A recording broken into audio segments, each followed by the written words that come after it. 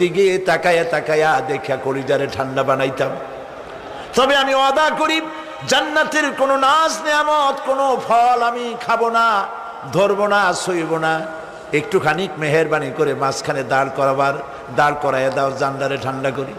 আল্লাহ রব্বুল আলামিন ফেরেশতাদের বলবেন আমার এই বান্দারে জান্নাতের মাঝখানে দাঁড় করাইয়া দে। আল্লাহর নবী বলেন জান্নাতের মাঝখানে দাঁড়িয়ে লোকটি আগের চাইতে আরো জোরে চিৎকার মেরে কাঁদতে থাকবে। আল্লাহ পাক বলবেন বান্দারে কি হলো তোর? দরজার কাছে আসতে চাইছি রে, আইনা দিলাম। আবার এবার মাঝখানে আসতে চাইছো, তাও এনে দিয়েছি। আবার কান্দো কেন? লোকটি বলবে রব্বুল আলামিন এবার কান্দি এই জন্যে তুমি যখন দয়া করে একটিবার জান্নাতের মাঝখানে এনে আমাকে দাঁড় করায় দিয়েছো। তুমি রহমান রহিম, গফুরুর রহিম।